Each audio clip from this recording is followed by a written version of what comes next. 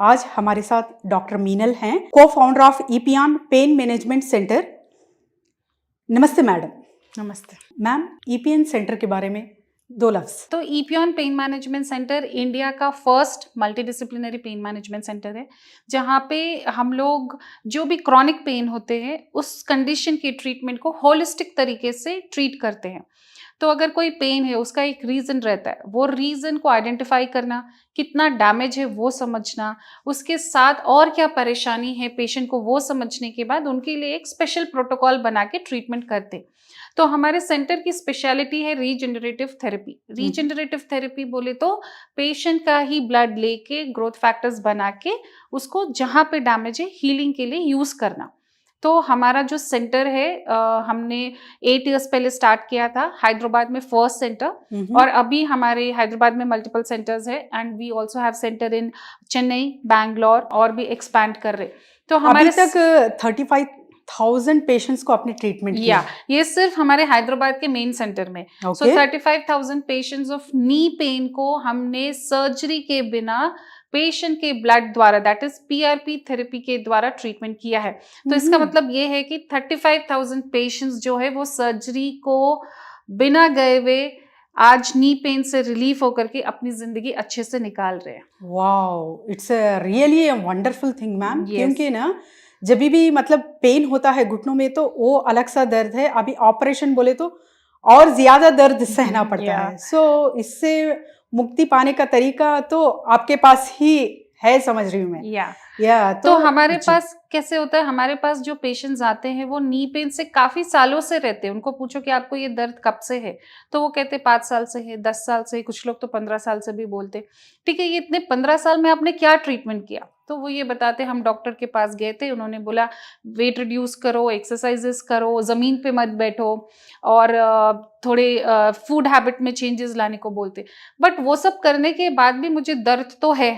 Okay, तो then मुझे ये समझ में नहीं आता कि वो एक पेशेंट जो दर्द में आया उसको इतने दिन दर्द में रखने की क्या जरूरत है ना। फिर जब वो 8-10 साल की सफरिंग हो जाती है, उसके बाद कहते चलो हम सर्जरी करेंगे जी। अब पेशेंट तो आप ये समझिए कि ऑलरेडी 8-10 साल से परेशान है घुटनों से, दर्द से लेके उनका क्वालिटी ऑफ लाइफ भी जो है काफी घटता जाता है। और फिर आप उनको बोलो कि हम सर्जरी करेंगे, अब उनका डर तो सर्जरी से ही है। करेक्ट। जैसे वो सुनते कि सर्जरी करना है, उनको वो रातों में नींद आना बंद हो जाती है।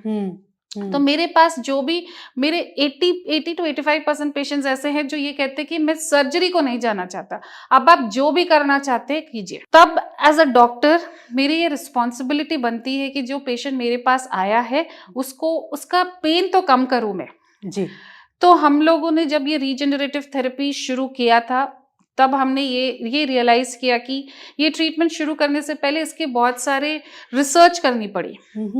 क्योंकि आप जब भी कोई एक ट्रीटमेंट लेकर आते हो उसका एक साइंटिफिक बेसिस होना, वो एक एविडेंस बेस्ड ट्रीटमेंट होना, उसके लिए जो हमारे सोसाइटीज रहते हैं उनके सोसाइटीज का अप्रूवल होना, उनके प्रोटोकॉल्स होने, उसके अकॉर्डिंगली कर सकते। ऐसा नहीं है कि आज मैंने ये सोचा मैं ये करूंगी, मैंने पेशेंट पे कर दिया, that is not legally allowed नहीं है, एथिकली अलाउड नहीं है। तो हम जो भी प्रैक्टिस करते हैं that is all evidence based, वो हमारे लिटरेचर्स में है। जो वेस्टर्न कंट्रीज में आप जाएंगे तो काफी सालों से है, लाइक 20-25 ईयर्स से ये लोग प्रैक्टिस कर रहे, पर इंडिया में इसको अवेयरनेस ही लेकर के नहीं आए जी। तो ये अवेलेबिलिटी इंडियंस को हुआ ही नहीं। फिर हमने एक ऑलमोस्ट लाइक 7 to 8 ईयर्स का रिसर्च किया कि क्यों ये इंडियन पॉपुलेशन में नहीं यूज करे, क्योंकि वो हमें इंडियन बॉडीज को सूट नहीं होता या फिर कुछ और प्रॉब्लम है। सो हमने काफी रिसर्च किया एंड देन फिर हमने एक प्रोटोकॉल बनाया। तो अभी I have been appointed as a member of special interest group of international association of stem cell and regenerative medicine.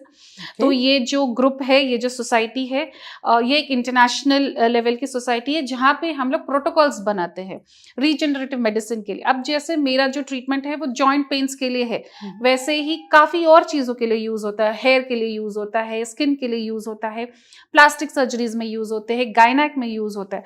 तो ये पूरी एक सोसाइटी है जहाँ पे जिन लोगों को ज्यादा एक्सपीरियंस है उन लोगों का एक एसोसिएशन बना है, जहाँ पे अब हम ये प्रोटोकॉल बनाते हैं कि ये ट्रीटमेंट कैसे पेशेंट्स को करना, किन प्रोटोकॉल के अकॉर्डिंगली करना, वो एविडेंस बेस्ड है कि नहीं है।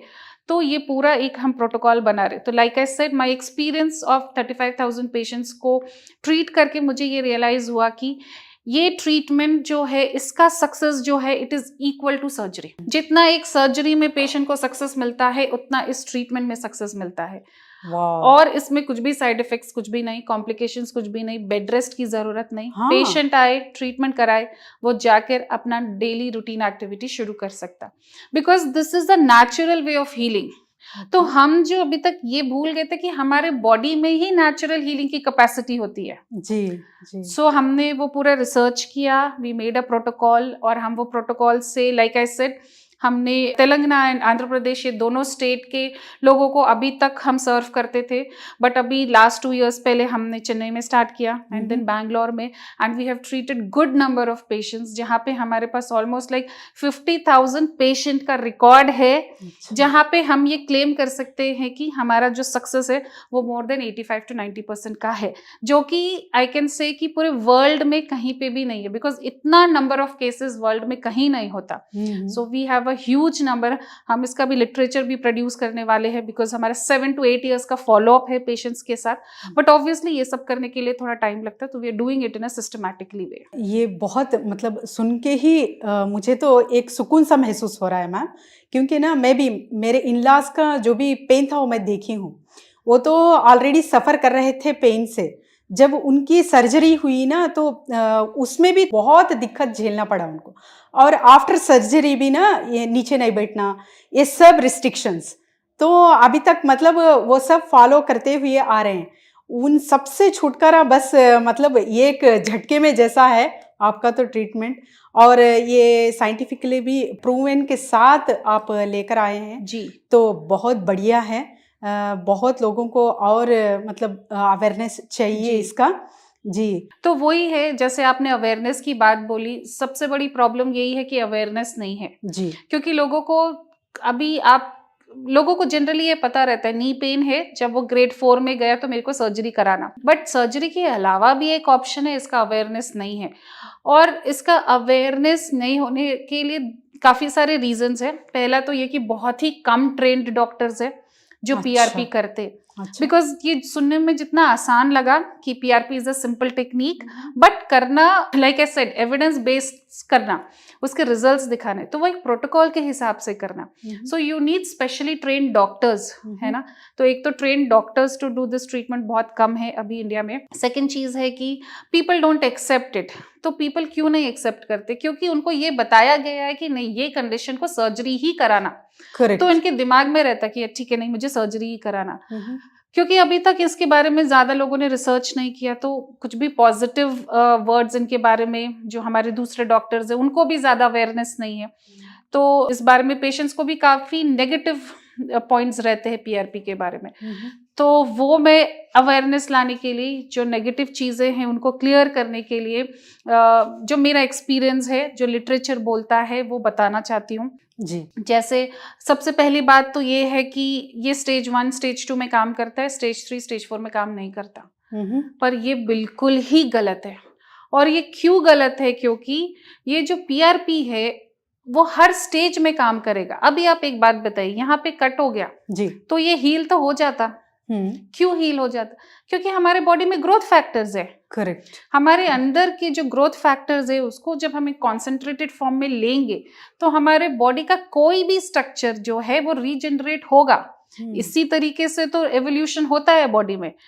तो बट जो डीपर स्ट्रक्चर्स होते हैं, जैसे जो नी जॉइंट के बीच का जो कार्टिलेज होता है, गुज्जू होता है, वो डीप है, अंदर है, वो ऑटोमेटिकली हीलिंग नहीं होगा। इसके लिए ही हम अपने बॉडी के सेल्स को लेके उसको वहां पे इंजेक्ट करते हैं, तो वो रीग्रो होता है।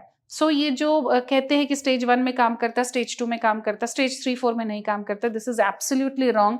ये हर स्टेज में काम करता है, और हर स्टेज में अगर ये अच्छे से किया जाए तो अच्छा रिजल्ट देता है। बट इसके बाद पेशेंट्स को भी हम बहुत सारी चेंजेस बोलते हैं, थोड़े लाइफस्टाइल मॉडिफिकेशंस करना, थोड़े एक्सरसाइजेस करना, वो सब करके इसके रिजल्ट्स बहुत ही अच्छे रहते हैं। जी, तो एक्सरसाइजेस की बात बताई मैम आपने, तो ये टाइम पीरियड बेस पे रहता है या लाइफ लॉन्ग रहता है? देखिए एक्सरसाइजेस तो इट इज समथिंग जो आप अपने डेली रूटीन में ही लेकर के आ जाइए। अब ये जो कार्टिलेज लॉस होता है, जो घुटने के बीच के दो बोन्स के बीच में जो कार्टिलेज रहता है, वो एज के हिसाब से घिसना शुरू होता है जी। तो यूजुअली 40-45 में जब हम जाते हैं तो हमारे मसल्स वीक हो जाते हैं, जॉइंट वीक हो जाते हैं, कार्टिलेज लॉस शुरू हो जाता है। तो एक्सरसाइजेस तो आपको तब से ही शुरू करना and you have to continue it for life, क्योंकि आपको मसल स्ट्रांग करना। करेक्ट। क्योंकि आप जैसे जैसे जैसे एज होते जा रहे मसल और वीक वीक वीक होते जा रहा, तो ये बोलना कि एक्सरसाइजेस थोड़े दिन करके बंद कर दो, this is wrong. But exercises भी ऐसे नहीं है कि आप जिम जाना या फिर फिजियोथेरेपिस्ट को लाना, नहीं। दीज आर स्मॉल एक्सरसाइजेस जो स्ट्रेचिंग एक्सरसाइजेस रहते, स्ट्रेंथनिंग एक्सरसाइजेस रहते, एक्टिवेशन ऑफ मसल के एक्सरसाइजेस रहते, जो एवरी पेशेंट के हिसाब से हम बताते। दीज आर वेरी स्मॉल, जो आप करेंगे तो 10-15 मिनट्स में हो जाएगा। तो सुबह में 10-15 मिनट्स तो आप अपने एक्सरसाइजेस को लगा सकते हैं, इवनिंग में 10-15 मिनट्स लगा सकते हैं। तो these are very small exercises जो पेशेंट के हिसाब से करना पड़ता है। It's a really wonderful therapy ma'am, क्योंकि ना ये ट्रीटमेंट मैं भी मतलब न्यूली सुनी हूँ, बट इसका रिजल्ट भी इतना अच्छा आ रहा है, तो ज़रूर मतलब ऑपरेशन तो पेन के थ्रू ही होता है, तो पेन से छुटकारा, पेन से छुटकारा एक हीलिंग के थ्रू होता है, तो बहुत बढ़िया है। So your concept is really really wonderful ma'am. Ma'am अभी तो घुटनों के दर्द से छुटकारा पाने के लिए दर्द के बिना ही दर्द को छुटकारा पाया जा सकता है, ये तो आप ही मतलब प्रूव किए हैं। तो इन्फेक्शन के कोई चांसेस होते हैं मैम? ये देखिए, ये जो प्रोसेस है ये पूरे आपके ब्लड से हो रहा, तो हम पूरे जो सिस्टम है ये पीआरपी बनाने का, वो पूरे एक एसेप्टिक प्रिकॉशंस में लेके करते, तो इससे इन्फेक्शन होने के कोई भी चांसेस नहीं रहते, प्रोवाइडेड कि ये एक अच्छे ऑपरेशन थिएटर में, क्लीन ऑपरेशन थिएटर में, स्टेरिलाइज्ड ऑपरेशन थिएटर में किया हो। तो पीआरपी ओनली क्योंकि हम पीआरपी कर रहे हैं आपके जॉइंट में इन्फेक्शन होगा, ये तो बिल्कुल ही गलत है, क्योंकि ये तो मेडिकल लिटरेचर में भी नहीं है कि इन्फेक्शन होता है पीआरपी से। रैदर जब भी आपने देखा होगा कि कई बार वो डायबिटिक अल्सर्स हो जाते हैं या फिर कभी पैरों में वो घाव की तरह बन जाते हैं, तो उसमें ही पीआरपी यूज करते हैं, है ना। तो हम तो पीआरपी को इन्फेक्शन ट्रीट करने के लिए यूज करते, तो उससे इन्फेक्शन कैसे होगा? अच्छा। You understand?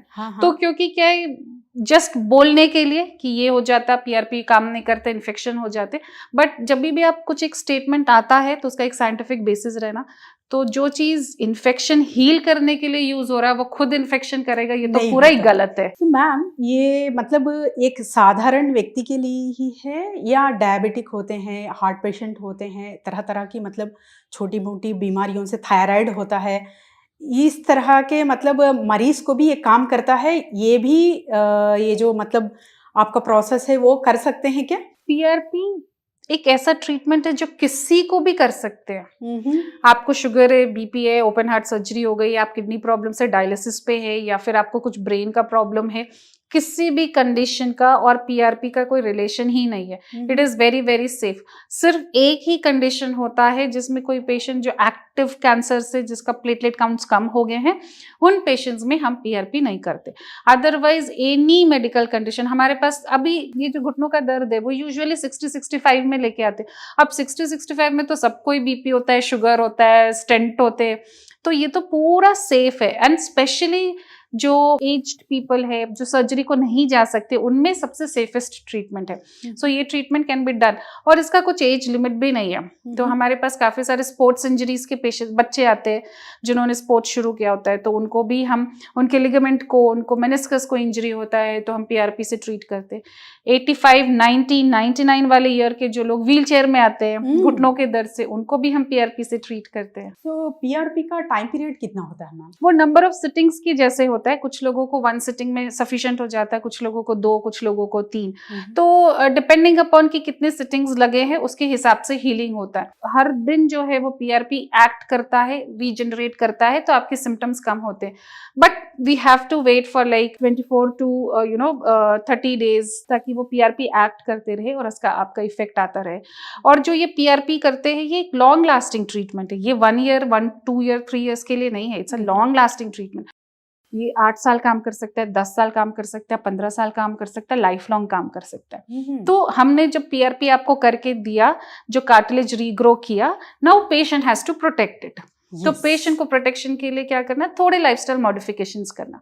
तो हम जो करते हैं, पेशेंट जो करते हैं, मिला करके this is a long lasting treatment जो जिसका success is almost similar to surgery. Very great thing ma'am, क्योंकि ना मतलब बहुत सारे लोग घुटनों की वजह से परेशान हैं कि आजकल बोन्स में उतना कैल्शियम नहीं बचा, तो ऑपरेशन की तरफ दौड़ते हैं। पेन की वजह से ना वो पेन को बर्दाश्त करने का डर से रुक जाते हैं और ये पेन बर्दाश्त करते हैं। तो पेन से छुटकारा पाने के लिए एक पेन बर्दाश्त करने की ज़रूरत नहीं है। आज मीनल मैडम से कंसल्ट कीजिए, आपका दर्द से नहीं, हीलिंग से हील हो सकता है। Thank you ma'am, thank you so much.